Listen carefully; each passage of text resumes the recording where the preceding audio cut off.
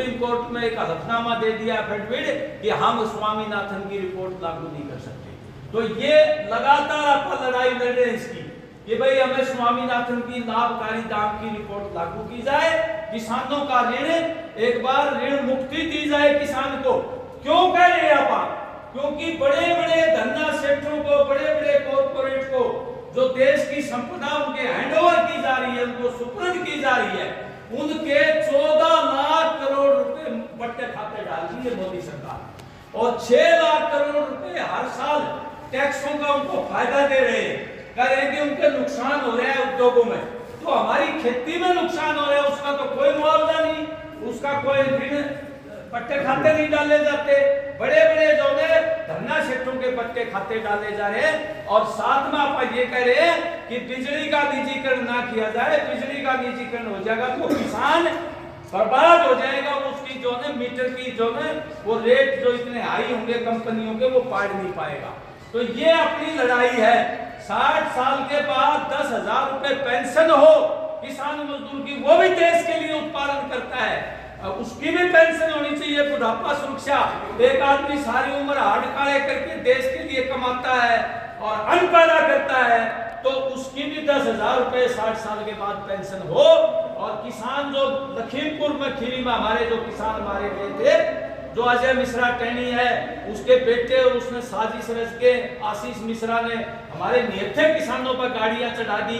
अब दोबारा फिर उसको टिकट दे दिया मोदी सरकार ने, उसी आदमी को रिजाइन नहीं लिया उससे, जबकि एसआईटी जो यूपी की एसआईटी बिठाई थी जांच की, उसने रिपोर्ट दिया कि आशीष मिश्रा टैनी का पिता अजय मिश्रा टैनी जो गृह राज्य मंत्री बन रहा है, इन दोनों बाबू बेटों ने जो है साजिश रची थी किसानों की हत्या करने के लिए, लेकिन उसको दोबारा फिर टिकट दे दी। और ये जो मंत्री था हरियाणा में हमारी खिलाड़ी बेटी को छेड़ा था, इसको भी कोई कार्रवाई नहीं करी, इसको गिरफ्तार नहीं किया। इसी तरह हमारे खिलाड़ी जो ने कितने दिन धरना देते रहे, पुलिस ने उनका तो धरना भी उखाड़ दिया, बड़ी बदतमीजी करी। और वो जो इनका सांसद है ब्रजभूषण शरण सिंह, उसके खिलाफ भी इन्होंने कोई कार्रवाई नहीं करी। तो इसलिए हम ये चाहते हैं कि आने वाले टाइम में इस मोदी सरकार को चलता किया जाए, क्योंकि ये किसान मजदूर विरोधी सरकार है, हमारे नौजवानों को रोजगार नहीं देती।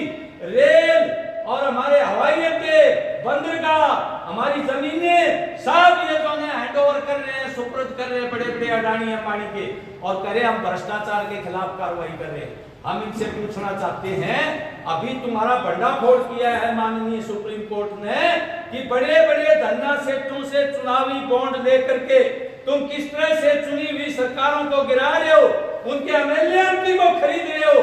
पीएम केयर फंड में तुमने हजारों करोड़ रुपए ले लिया, आरटीआई से उसकी सूचना नहीं दे रहे, राफेल में तुमने रिश्वत खाई है, और तुम तो नहीं, तुम्हारे खिलाफ कार्रवाई नहीं हो रही क्योंकि तुम सरकार में हो। अरबों खरबों रुपए तुमने बड़े बड़े पूंजीपतियों से चंदा लिया है, ये सामने आ गया।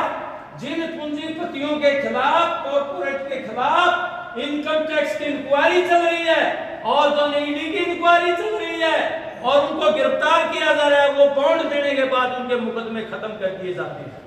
और कोई भ्रष्ट नेता, इनका वो आसाम का मुख्यमंत्री बहुत भ्रष्ट था, और ये जो शरद पवार का भतीजा अजीत पवार, जो भी भाजपा ज्वाइन कर लेता, यो नवीन जिंदल है, इसको कह रहे थे मोदी साहब कोयला घोटाले का दोषी है, अब वो सारे दोष धूजे और उसको टिकट दे दिया कुरुक्षेत्र से। तो ये जो भाजपा ज्वाइन कर लेता है वो तो साफ हो जाता है, वॉशिंग पाउडर की तरह उसको साफ कर देते हैं। और विपक्ष को जो है दबाने के लिए कि कोई आवाज न उठाए, उनके खाते भी बंद कर देते हैं, उनको बगैर उचित जांच पड़ताल के अंदर भी कर देते हैं। अभी जो आप पार्टी का जो सांसद था, अभी सुप्रीम कोर्ट ने जमानत दी, उसके ऊपर आरोप था कि शराब घोटाले में उसने 2 करोड़ रुपए लिए। जज साहब कहने लगे ईडी को, भाई वो 2 करोड़ रिकवरी करी क्या तुमने? वो जो ईडी साहब यूं देखा है, बोले वो 2 करोड़ का आरोप लगा था, वो कहां रिकवरी जाओ उसकी? बोला रिकवरी तो नहीं हुई जी। बोला जमानत दे दे इसको? बोला दे दो जी। 6 महीने अंदर रहा, बताओ। तो इस तरह से विपक्ष को डरा के, धमका के, अंदर डाल के ये चाहते हैं कि लोगों में जो है, क्योंकि जो पूरा मीडिया इनके पास हो गया है, क्योंकि मीडिया बड़े बड़े कॉर्पोरेट धन्ना सेठों का है, और वो जो है पूरा प्रचार कर रहे 400 पार और लोग बोला मेरा भाई जीतता तो यो होएगा, फिर वोट दिलवाने की क्या जरूरत है भाई, यो जीतेगा तो। ये माहौल बनाने की कोशिश कर रही है साथियों। अपनी किसान सभा ये कहती है कि ये मोदी सरकार जो है आरएसएस चलाता है, इसको बड़े बड़े कॉर्पोरेट इसको जो है पैसा दे रहे हैं, उनका मीडिया है, ये पूरे लोकतंत्र को खत्म कर देंगे, तानाशाही स्थापित कर देंगे। अभी चुनाव आयोग के मेंबर बनाए इन्होंने अपने आदमी